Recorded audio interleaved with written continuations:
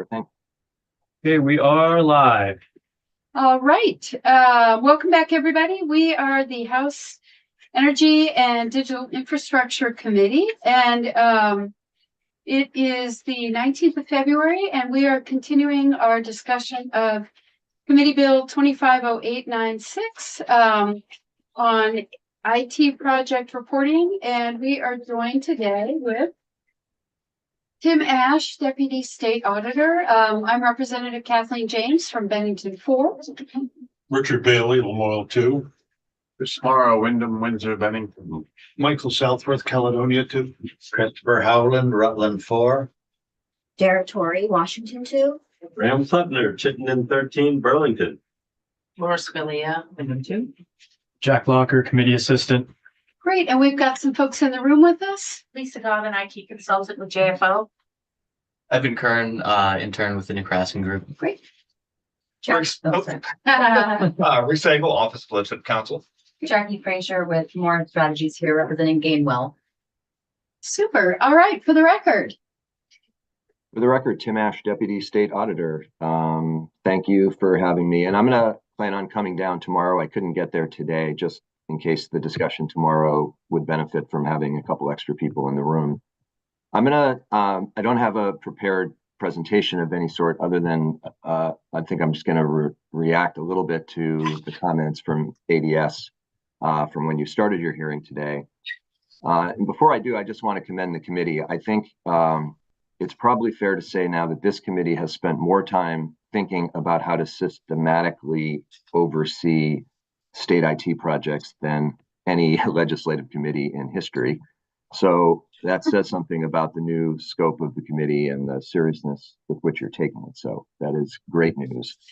I also want to commend the secretary for some of the clear initiative they're trying to show to be a little bit more proactive about getting information to the legislature, particularly quarterly reporting of some of the larger projects. I think is I don't want to call it a no-brainer because it hadn't been done before, but I think it's going to be really helpful. It'll give people a reminder to check in on the status of some of these high-profile projects. It'll prompt you to get in touch with ADS or the host agency from time to time so that it doesn't all sneak up on you, once a year when the agency comes in with a particular presentation. So that's all good news. I think before I talk about the specific points I'd like to make, I'll just begin with the basic one, which is, Madam Chair, you had posed a series of sort of options or doors behind which the committee could go. Did. And one of them was, adopt the bill, rubber stamp, just do it. That was the first. The second was improve it, make the language changes that would be more appropriate and workable from the point of view of ADS, and that would also meet the interests of the committee. Number three was sort of don't do anything. And then the fourth was this new sort of hold off for another time. I'm going to strongly urge you to go behind door number two, which is to get the bill right and make some progress now. The primary reason is, I guess there are two primary reasons. The first is the point of the bill. The point of the bill is to correct a problem that has been identified by legislators for many years, by members of the public for many years, which is that despite the agency's efforts to date, the information presented to legislators and the public about the status and how things are going with large IT projects has been inadequate to really get a handle on what's going on. So this is a very real and enduring problem that people have faced. And the bill, in a very modest way, tries to give a little bit better snapshot of where things are and where they've come from. The second is that these strategies are not that complicated to add in. So I do not deny that if one wanted to understand how Power BI works and connects back to an Excel spreadsheet, I'm sure you would need programmers to come in and explain all that. But what this bill does is so straightforward that I don't think any of the technical discussion from earlier this morning really suggests that moving forward with information that will empower you couldn't be done and be done very quickly and at either no or virtually no cost.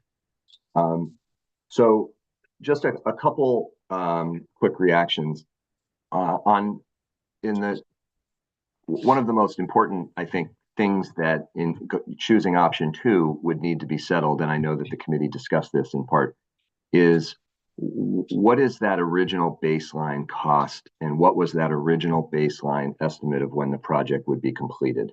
And using the various cycles of an IT project that the ADS officials showed, clearly that wants to be well defined. And I think, I'm not sure if it was Representative Campbell or if it was Secretary Riley Hughes herself who suggested that probably the best baseline is the one at the time the contract is actually signed. It would probably derive from the ABC form. That would be the other option, because that would be the initial best cost estimate and schedule estimate after all of the planning stages have gone on. One of the reasons it seems that the secretary suggested that this would be problematic is that it's often complicated why things have changed. And I think it's important to step back and reiterate that these measures are not meant to make the agency look bad. They're not meant to say good or bad when it comes to a cost overrun or a schedule that has far exceeded its initial date. It's to allow people to say something has happened. We should find out what happened. And then the agency, and because they are professionals, they will come in and explain what happened. And I suspect, as we found, that usually there's a very good explanation of why the project is taking longer or costing more. But without the baseline information, you will rarely find yourself in a position to even know when to ask the question about what's gone on. So getting the language correct about the baseline that would be used in any of their reportings is really important. So that would be one of the option 2 things that needs to be resolved. The other is this issue of the dashboard and how modifications to it might be particularly challenging because of various vendors and proprietary aspects. When I think about the point of a dashboard, the point of a dashboard is to simplify for people what is otherwise rather complicated. So ADS is managing many, many, many large projects and then many, many, many small projects at any given time. And that's just on the project management side. They have many other duties as well, as you know, and some of which you've just heard about. The project management dashboard is meant to allow people who are not insiders, they're not technical IT people, not even necessarily people on this committee, to look at a moment in time and say, here's the list of kind of the most prominent projects the state is working on. Where do things stand right now? Clearly, the current dashboard does not achieve that objective. So the question then, what is the goal? What is the point of the current dashboard? So if it's not improved, it provides almost no value to members of this committee, any other legislators, or members of the public. The suggestion in the bill, as it's been the first draft of the bill, is merely to add 2 columns, the baseline cost and the baseline schedule. If the backhaul IT of the current dashboard is incapable of providing that, that is, I won't pass judgment on that. It seems striking that that would not be possible to add 2 columns of known data points. But if they can't, for some reason, there's nothing saying they can't provide the dashboard in another format on this page. Web pages are built all the time and provide information.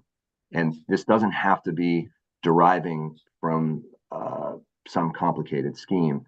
It's merely that certain information has to be presented in a one-stop shop for anyone to go look at a point in time. So to me, how they solve that problem is probably best left to the agency. Can they solve the problem? I would say the answer is an absolute yes. The other is the reporting changes that are in the draft bill are, again, very, very small additions to that voluminous annual report that I know the committee has already taken a look at. Asking them to include several important pieces of information, including the baseline cost and schedule, is achievable now once you've defined what that baseline should be. That report isn't completed for another, I mean, they've just released the most recent one, I believe, I don't know, a month and a half ago. So if the bill were to move forward, even in its current form, without any changes to it, the agency has nearly 10 months to figure out how to make these subtle adjustments to the reporting requirements. Finally, I'll just say the reason our office, because our office typically does not make recommendations to the legislature, we make the recommendations to the auditee, the agency that we're actually doing the audit. The reason we had the recommendations in our audit to the legislature when it came to IT oversight was because in our meeting with the ADS team, which included the prior secretary, not Secretary Riley Hughes, they said they would not commit to doing the things that this bill does because the legislature hadn't told them to. So we have to take any secretary who comes in and presents their intent to do certain things at face value and with sincerity, for sure. But secretaries come and go.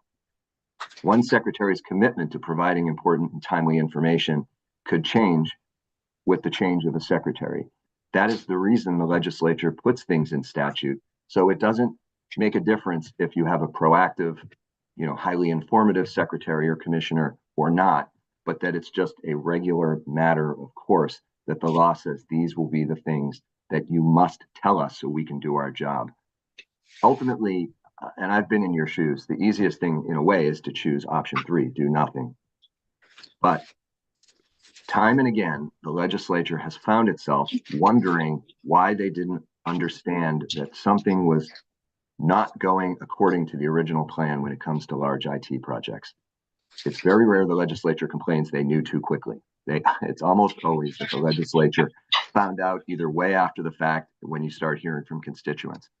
These are extremely modest changes in the reporting requirements. And I think it would be a good first step to make these subtle changes while the agency works with you in a broader sense about how this committee can do additional oversight moving forward, which would include quarterly reporting and all the other things. So I guess to conclude, I would urge acting because the suggestions in this bill, the direction in this bill are of an extremely modest nature, which give flexibility to the agency about how they would accomplish these simple reporting additions. To wait a year or 2 years just means that you are unlikely to get the timely and accessible information that you need to do your jobs better. And I would leave it. I'll leave it there and see if you have any questions. Just a reflection back to you, which is that I think it's a helpful reminder for all of us in the room that, as you said, secretaries come and go and legislators come and go. And so the reason that we often go to the trouble basically of passing a bill to ask for very minor changes or to require reporting at a certain deadline or at a certain time is that we may not be here 2 years from now, and Secretary Riley Hughes may not be here 2 years from now. And so it's so that our work lives on. So I appreciate that reminder. Questions for the Deputy Auditor? All sounded great to me. Rep. Torrey? I'm just curious about, because you do so much good work at the auditor's office. Is there another area of government that is as complicated as IT, or how is IT unique in that, in particularly unwieldy given the scope of it's got its hand in how we do business in all these different agencies? I just wonder if you have any thoughts for how to kind of fit this area of jurisdiction into the larger mission here. IT is one of the things, and we talked about this when I was before you in person, what makes it different than everything else is it's the area that legislators understand the least of all the things that state government does. And because it's such a growing part of the state budget, it's that lack of knowledge is becoming something that needs to be addressed more and more. If there's an analogy, though, I would say it's probably to transportation, where you have an agency that is overseeing a tremendous number of projects at any given time, that they do some of the work in-house, not unlike ADS, and that they are managing many, many vendors.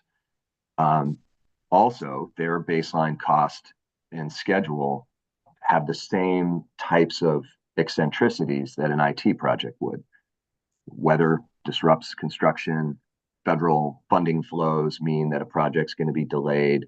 So they face the same kind of issues around disclosing to the legislature when things don't go quite according to plan. I think because transportation has been a feature of state government for so many decades, they already have built into statute reporting requirements that inform the legislature when things aren't quite going according to plan. So I think, as the secretary mentioned, this is still an agency that's relatively new. So the fact that the statute is rather limited at this time in terms of describing ADS and how it relates to the legislature, it makes some sense that it was meant to evolve over time. So I hope that that's partially responsive. Yeah, that's a great analogy, and it makes me think about the T-bill. And do we need an IT, like, An IT. are we moving in that direction with the size and scope and complexity? I don't know. Wow, suddenly we're money committee. Yeah.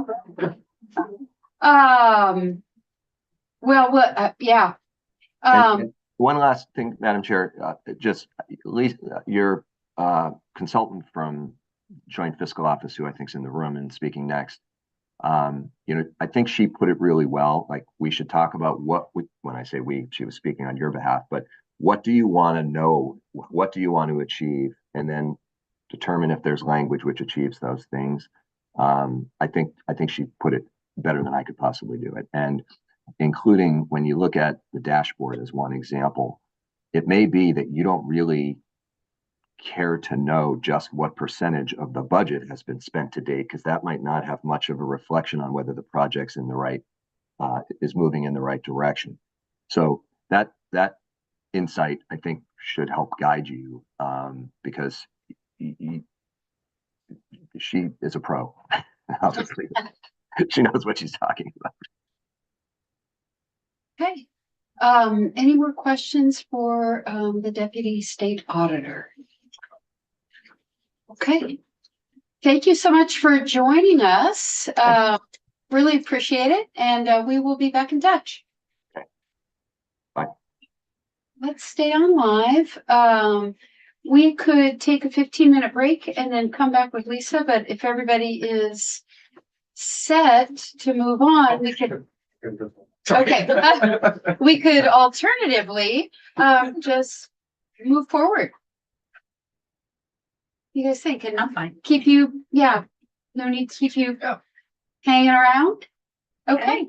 Alrighty. So why don't you take the seat of honor Here.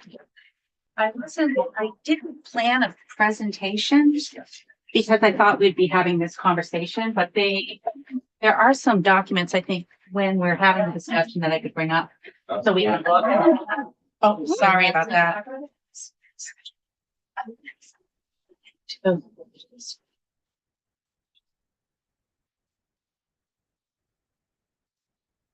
So for the record, my name is Lisa Donovan. I'm the IT consultant with Joint Fiscal. Just going to share my screen just to start. Great. And thank you for being here to hear the previous testimony. That's really. Yeah, it's my pleasure. It's helpful. Okay. That will do. Okay. So as I touched upon, I thought a good place to start would just be a regrounding of the conversations we've been having. And I went back to my original notes when the auditor's report first came out. And I was just providing a debrief to JFO. And one of the things I noted was that the objectives of their report was to determine why costs and schedules for selected IT projects had changed and evaluate how the state measured or planned to measure whether selected projects met their business goals. So immediately they were focused on those particular areas for this audit, and they chose a subset of projects to look at. And that's how this report came to be. That's based on their analysis. That's where they noted that there was some information missing, and that's where the recommendations came from. And I can attest to what Deputy Secretary Ash said, Deputy Auditor said regarding the reaction of the ADS at the time. I was in the room. I asked the CIO at the time, you know, I said, when I was in state government and I received an IT auditor, I embraced the recommendations, you know, because the recommendations were my friend. They would prevent risks moving forward. And the response to me as well was, we're not doing it because it's not in statute. And that was very, that was the response that I received as well. When I look at some of the information that you guys have mentioned that you'd like to have, and what the auditor's office mentioned was the dates regarding, and we narrowed that down today, the execution start date of when the contract work started and the cost at the contract execution. Now, the contract execution could include multiple costs. It could include multiple vendors.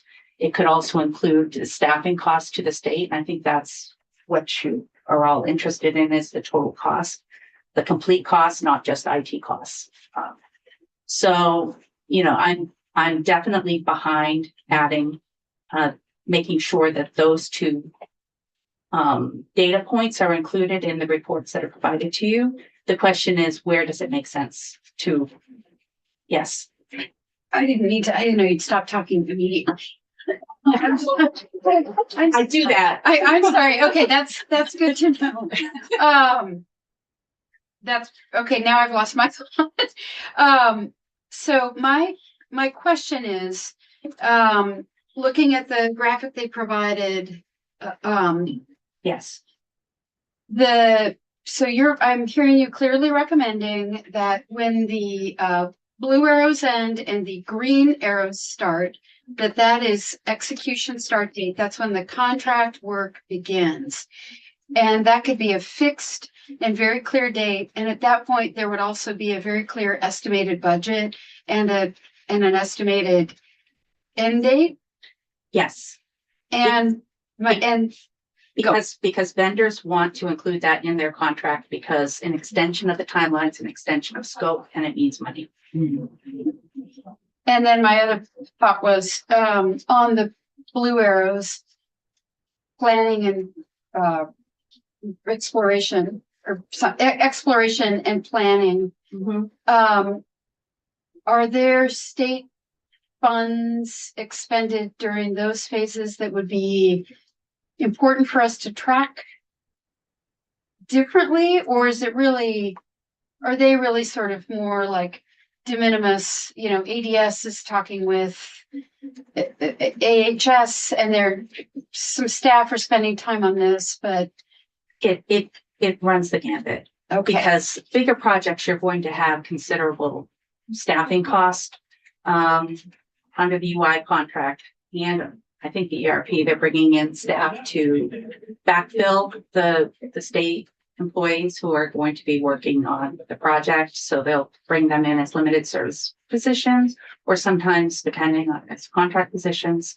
So there could be considerable costs, or if it's a small project, there really won't be Much. Yeah. So the two blue arrows feel to me anyway like something we could simply learn about or read about in the ECMO reports. Yeah, I think when you'll see them, I'll go to the dashboard. Maybe that's a better place to start. Hold on.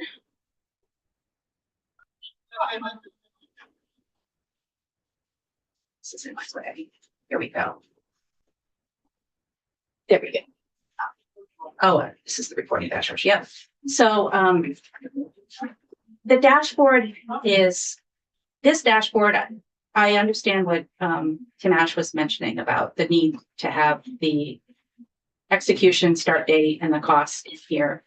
But when I look at this, I see it as an enterprise project management dashboard. And what that means is their project management strategy. So when I see this dashboard, I see the current state of the projects in terms of project management. Now, you can think of this like a health report, right? So you might go to your doctor for a preliminary assessment and you might have some health goals. Maybe you have high blood pressure or something. And over time, you make some progress. And this would represent your current blood pressure, maybe. And so you might be in the green, right? So on your current status, you might be in the green. And you're not looking backwards to see where the problem was because the project management office is managing to the current state of the project and their current goals and the current scope. So all of this could change over time. But this is where, when I look at this, I see a tool for project management. And I see that yes, it does. I like it because it reflects all the projects that they're involved in, even the low cost ones, because those low cost projects really add up. Over time. And it also shows, look at all of those AHS projects that are on there right now. It shows the total scope that any given department or agency is dealing with. And that's important to know too. How many projects do they have open? So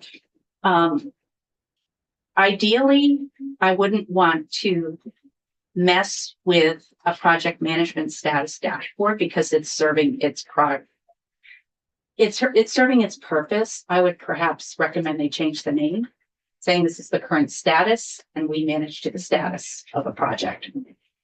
Ideally, it'd be great if they could clone this and maybe take some of the fields out and include original, start date, which would be the execution, the contract at the time of the execution and the total cost to start. So that you could have a dashboard that would have that information on it, while not reducing the importance of the fact, of the need to manage to a project status. Does that make sense? It makes sense to me, simply because in a meeting I'd had with Secretary Riley Hughes, she explained to me at some greater length, which I was trying to follow along, but basically the international best practice project management standards that the agency follows, and that this dashboard reflects those standards. That was my bottom line takeaway. So you can look at it in different tiers. I see a project tier, which is those, you might even include those planning dates. How long did the planning start? What did they think the cost was going to be at planning? Because they do come up with an initial cost. And then you move into execution. That's after you've completed your needs assessment, all your requirements. You've outlined those in an RFP, you've published those, multiple vendors have responded to give, to let you know how much each vendor would charge for such a thing and if it would vary in scope. So there's all this information that's sort of gathered that leads you to a more refined timeline and a more refined budget.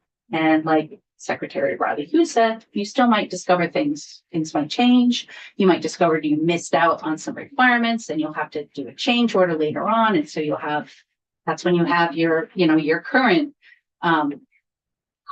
estimated cost and your current estimated completion date, and it could change.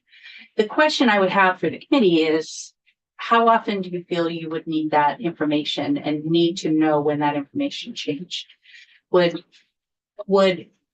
having that information in the annual report published once a year suffice? That comes out right before session starts, that there's been a change in the timeline in the budget.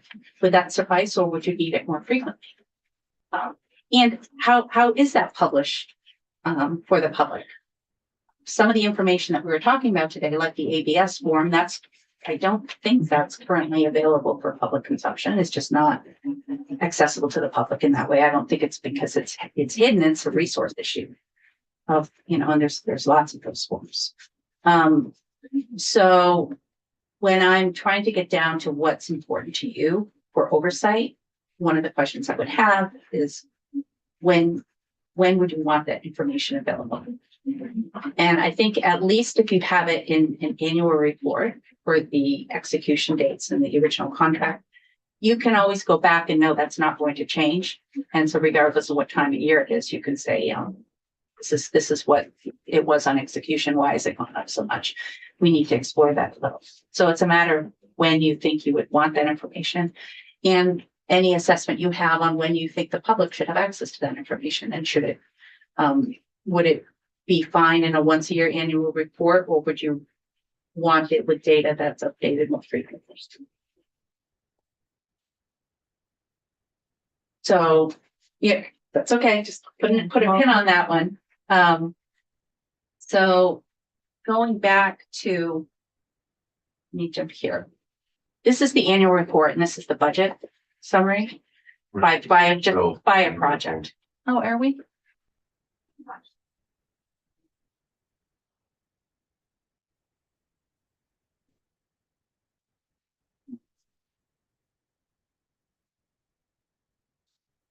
Okay, so this is just a project to show you what's in there for the budget summary for a project. So I imagine this might be a nice place to, whether it's a budget summary or the expenditures, somewhere in this report to show this was the initial budget and this is the current budget. And to complicate things, right? Because we talk about the modernization fund, right? Some of these projects are funded by multiple funding sources, right? So, you could have a project that's, funded with federal dollars like IE&E, the AHS project. And it's also funded with state dollars. And I imagine there could be some projects that come from multiple funds. So it seems like, there might be a need to include more detail in the annual report for the actual cost, or as a subset of this, like maybe above this, it would be initial. This is the current budget summary, or, well, actually, I'm not even sure what it is. So this one, it mentions the phase of the project that it's in. So this was in preliminary. So at some point, it seems like you would want to change this from, this is the total implement on the original cost on implementation, and here's where the current one is. So it moves from just the current implementation costs. And so in other words, if we do add this, if you do start to track retain the original estimate, this might be a logical place to have it because it's by the project in the annual report. And okay. And what would you imagine that looking like, or where would that go? I imagine that it would have another column, original implementation Estimate. cost, at execution. Because it says budget summary, but you could move it to, estimated cost. So, original implementation costs with all of the breakdown as another row, with just the total. And then you could have the current breakdown. But this one's not even at, okay, because we're not even at contract signing yet. Here we're RFP. Yeah. So this is the one I picked. So, but then it would be the same. Mm-hmm. It would be the same because it is the original. So if you have another line and that just said the original implementation costs, if this is another project that's already underway, this is one that's underway. So you can see the total, but it sure would be nice to see what the original was. possibly above this table. It depends on what level of detail you want. But I guess my point is, when do you feel would be a useful, do you want it, do you want the budget updated once a year?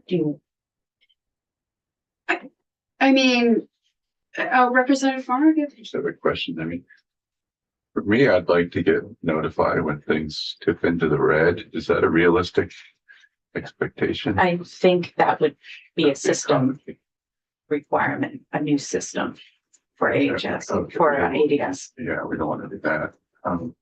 Let's look, I want to show you that original table that I had up. Rep Torrey has a thought. Well, my question is back a few levels, like, I would want to know, and maybe we already have this information, like, how are we trending across projects, across years? Are we That's a moving really good towards? question. I mean, that's what I would want to see collected from adding something like that, because I just getting new in this very complicated arena. I just kind of want to understand, how do we learn from all of this ambitious work that we're completing? And then that would help us as legislators in understanding what we don't need to micromanage and understanding risk at a Yeah. higher level. You would definitely be looking at a dashboard, like, She mentioned. yeah. That would have the initial and, the estimate and cost, and it would be a matter of what else, do you want on there? That would be an explanation. Because when you go through that annual report, you can see the colors and you can see there's a few red projects, and it'd be nice to be able to see maybe a summary at the beginning of this report, or a dashboard that would show you those particular colors, like which ones are off. But it's difficult because you have to remember that, like, there was a project with the cannabis board where the state requirements changed completely. Right. And they have to, so those numbers might not look so good, but the reason is Right. reasonable. And that's a really great, because that's something that's in our wheelhouse, right? Timing of Cannabis. changes. No, timing of changes, changing legislation. Yeah, We can actually help or hinder a project yeah. based on when we time things. So I see this as a great opportunity to be partners with, and partners in the success of these transformative projects. So, whatever information and upskilling we can get as a committee right now really serve us well in this. So I guess when I look at the comments that were made, they related around the original cost, the original start date, estimated end date, and also around the modernization fund and the dollars spent. Because like I mentioned, having the modernization fund information is really important, and it sure would be nice to know, in addition to what's currently tracked, which is really the total appropriation by project in the modernization fund. They have a column for encumbrances, so that's contractual obligations. But it would be nice to see what the carry forward is coming in. It would be nice to see when the project's closed down, what the actual total cost was versus the appropriation. And you can imagine that when you're managing some of these big budgets, that there could be cost overruns in some, and some could come under budgets. So it's perfectly reasonable that it's not going to be exact, and you're going to retain some sort of carry forward of funding. But it'd be nice to know where that was and how it was used moving forward. So, what's coming into the current year. And the table that was shown in the presentation provided wasn't necessarily complete. Like for the ERP project, it showed one appropriation, not two. And it didn't have all the obligations so that obligations are other contracts that are signed, like for the project management, the business process review, but also, internal staffing costs. So you'd want to know what's encumbered, what's obligated for that appropriation. And then so it seems like that might be another area of that you might be interested in tracking those, not just the IT modernization fund, but also project costs, because the funds might come from different places, maybe not for those projects, but for other projects. So based on that, I feel like I'm adding some confusion to this, and that's not my intent. My intent is to identify exactly what additional information you need. How often does that information need to be updated? How, and does it need to be available on a public website, real time, or in an annual report that's updated once a year? I can speak only for myself, which is that I'm not surprised at the complexity of this. But I will come back to my personal opinion.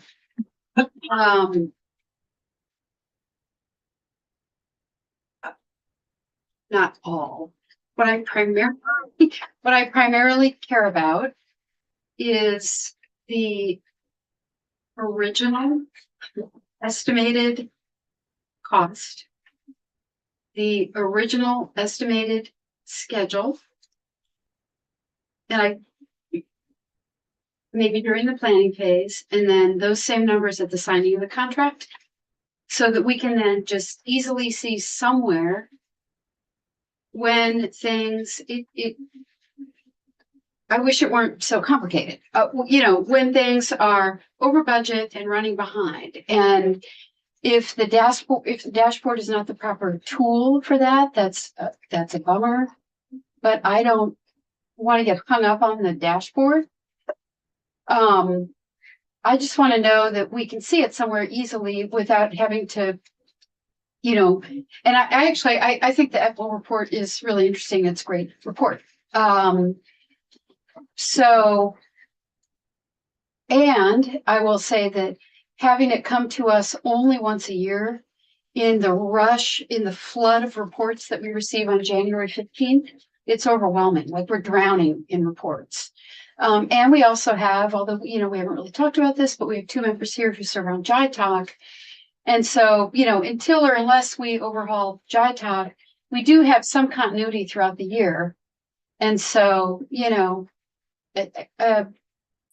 something that comes out in the middle of the summer, when JITOC has the ability to synthesize that information and keep an eye on it and be giving us a heads up, and then something that comes out, I guess we can't avoid January, but you see what happens. It's almost crossover, and we're now just talking about this. Representative Putner and Campbell. They described the process to us as being fairly manual. So if it's fairly manual, they can manually add a few columns. I mean, whether it's this particular piece of software or whether it's simply a spreadsheet that is public facing, once a year doesn't help anybody particularly, and it should be continuous. Whether they update it weekly or whether they update it whenever something slips, but it should certainly be available all the time for the public as well as us to go and see what's working and what's not. And, I agree. It's 3 columns: original date, original budget, and why did things change? A comments column, and the notion that would be difficult. Well, let me just say, if they think it's going to cost millions, I'll do it for much less than that. Yeah. I don't think there's any thought of it that it's going to cost. Huh? They said they got an RP response or something that costs Millions. Right. I thought that was for a broader scope, a broader project. But I don't know. I don't remember that. Okay. Rep. Sebelia? Just with regard to JITOC, Madam Chair, that committee does not have the ability to take action. Okay, right. Unless it is directed to take action. And having served on that committee since its inception, and knowing that the chairmanship rotates biannually between the House and Senate, and that this year this biennium, it is with the Senate, that it would be good if we have any expectation of JITOC to deliver that in the form of a letter, at least if not statutory. Got it? Okay, thanks for that. Rep Campbell? Yeah. It seems to me that the dashboard as is already too complicated and basically useless. You can't really tell much. So I guess I would think that rather than adding columns, it might be useful for us to specify what we want out of it in our bill by sort of what we want to see quantified somehow.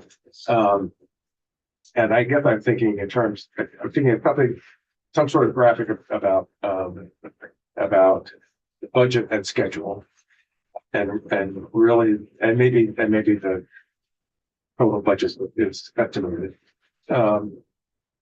And then the key thing, it seems to me, is a link to detail. So if each of these rows could have a hyperlink to the detail that's in this book, or something like that, that is updated more regularly by ADS, by the ADS project manager for that project. Something that they keep for themselves, but is used as a basis for a public facing form template that describes the status of the project.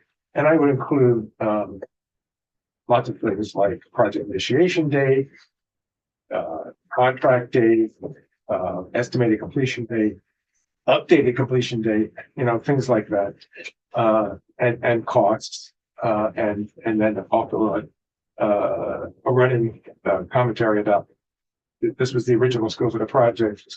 The project changed because of this. Those the kinds of details that are in here already, but simplified and based on something that is updated more regularly than once a year. That seems to me that would be a lot more useful.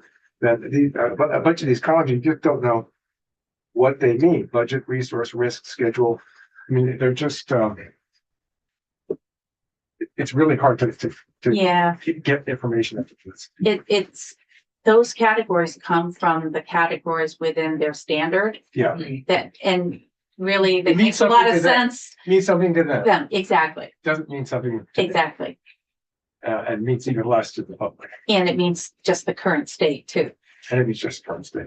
Yeah. So Representative Hedi. Yeah, I noted that you talked about this being a project management dashboard, and also your suggestion about potentially cloning this. If they ask them if they could clone it. Oh, I and was then going make- to ask if you had asked them if, No, not yet. but it seems like something they what is that cloning duplicate it. for? And then And change alter it. the- For a different purpose. So in other words, So you're keep running a different this. spreadsheet, basically. So in other words, keep that, let them, keep this Which is for for that. for that purpose. Yeah. And then use it to clone to create something else, That whether is- you could, That we want. yeah, whether that would be a possibility. Yeah. Because you're right, you'd run out of real estate fast unless you altered it. Yeah. And yet, I wouldn't want to interrupt something that might be working for them internally either. And but the other question I would have, and maybe something we can ask ADS, is how do they manage this internally? Because I'm certain that they're managing whether a project is increasing in budget unexpectedly, and that they're managing, the time of this, and how do they approach this internally as they're managing this? And maybe is there a way to combine those efforts of oversight? Because I'm sure they're aware of what's going on with these projects.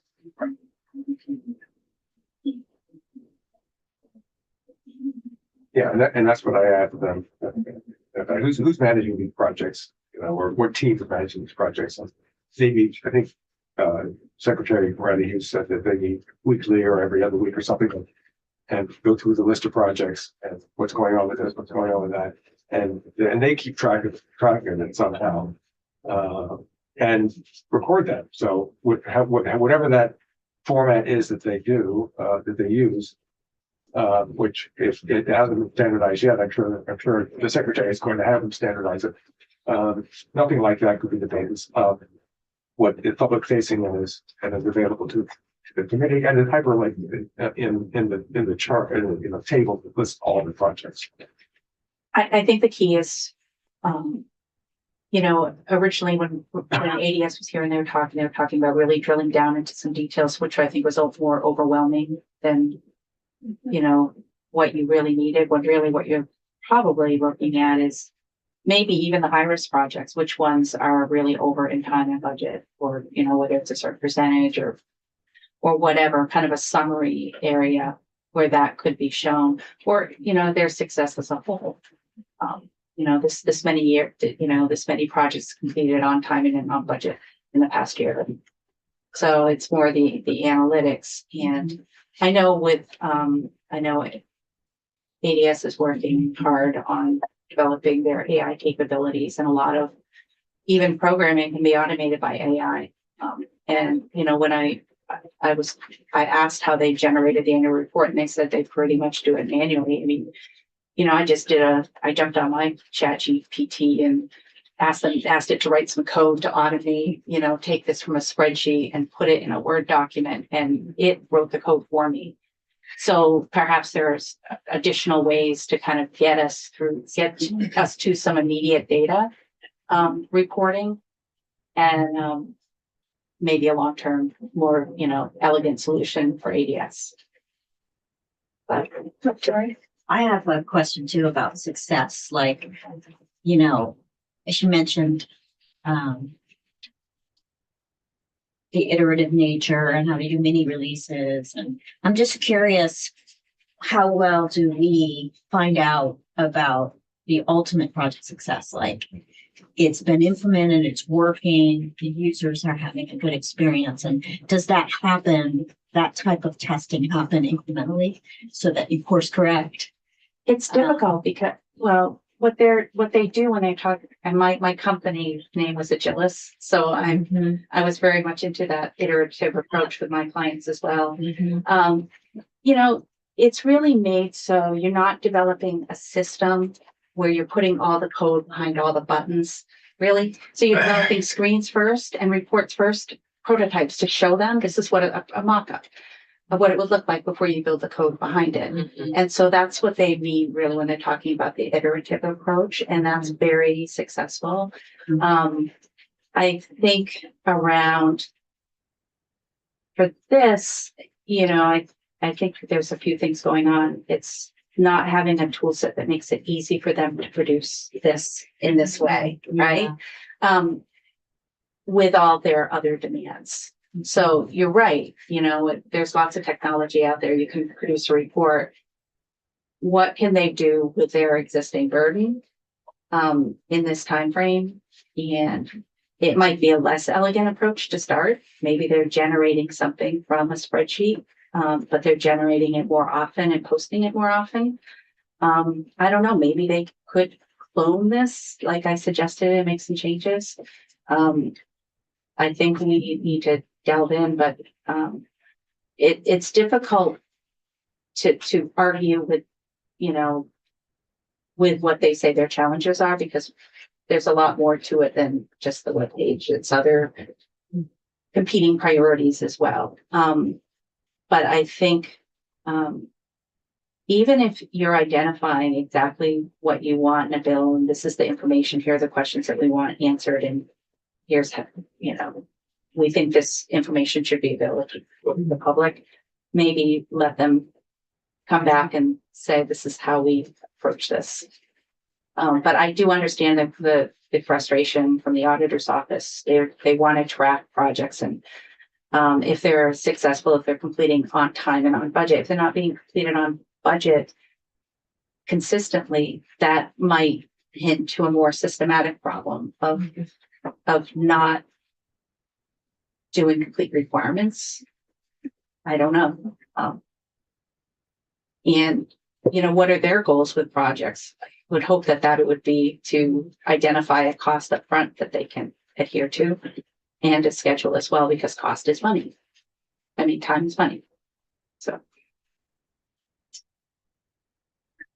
Questions? So for next steps, Yeah, yep. we have you're going to have a working meeting of, to write. We do. We have, so we have, I feel like in my mind, and we're gonna need to have committee conversation about this, for sure. But, of all the options we've been talking about today, it seems like pass the bill as it's currently worded without touching anything is probably off the table. Personally, I'm feeling like do nothing is also off the table. So I think our choices are whether we pass a simple bill now, we need to get it out before crossover, that we see as a first step, just here's what we want to see in terms of reporting. And then continue our work and pass a broader, see if a broader ADS housekeeping statutory funding bill emerges from our committee by the end of the year. Or wait and try to do that all at once. So I guess I'll need to hear from the committee. What are you thinking? Well, I'm thinking, even if we identify, here's the information that needs to be reported, and here's the frequency that we want it reported, and keep it the how. Yes. More vague.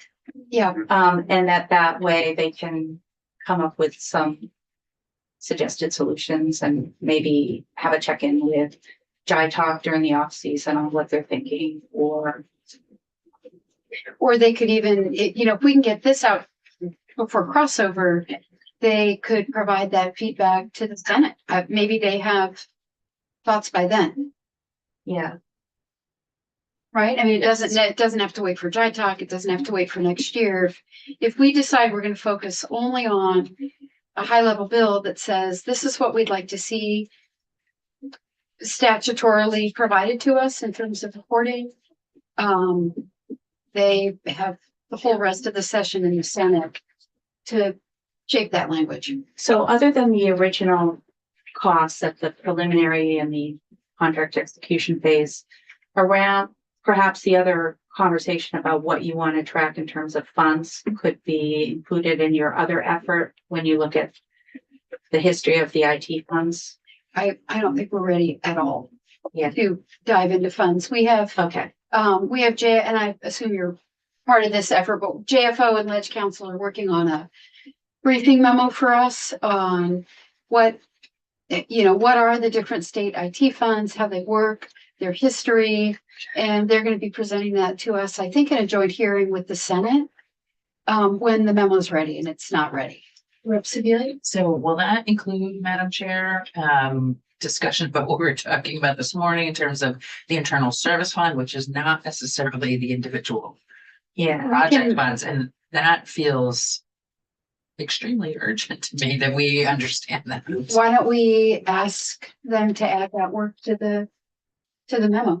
Because I think that the intent of the memo is to serve as like a pretty comprehensive briefing and background document that will become a part of the public record, part of like a baseline for our committee's work on the broader topic of IT funding. So it can contain and cover whatever we ask, whatever we want. So if, I can certainly reach out to them and ask if they add that. So any discussion on reporting on those funds could be included in that effort. Yes. We can just focus on projects. We can focus on projects. Okay, perfect. Let me ask one more question. Just Lisa, so your work is specifically around projects and Yes. not the funding. That's of correct. ADS, which is important for us. I almost asked you this morning. Right. The only question I had was related to the cost of doing the exploration on projects, and if that was included in that, and how do they deal with the fact that a lot of those are federal requirements or state requirements on projects that absolutely have to get done, and then other projects are more strategic. Maybe a smaller agency wants to do a strategic project, and how do you you know, like you could be overwhelmed by, I don't know, changes in federal requirements. That could really challenge that one. Great, so I think in order for us to even make a decision, we're gonna have to have a committee discussion. And then I think that we would need to see different language on the bill that gets to, that sort of tries to shift the language in the direction of everything that we've been talking about today. And I don't know. Do you I'm not want an me attorney. to come to that meeting tomorrow with just some options based on the you know, the That would type of be- reporting? That would be great because we'll be here. I'll be here. Yeah. So we could really maybe get a lot done. So I was planning on being here but I'll come with the what and you guys can, I don't draft language per se. Right. But I'll come with that identified, That would be great. your options identified. Yeah, that would be super, based on the draft we have now, That's correct. you know, and then you can take it to strike this, add that, you know, and I, the idea of leaving the how to ADS is appealing to me because you said something earlier today. We're looking for the simplest possible solution here that just gets us what we need, as Rep. Torrey said, try to be thoughtful partners in, you know, we have an oversight role to play here and to also try to be a helpful partner. Okay. Great. All right. So I think we can adjourn. We're back at 1:00.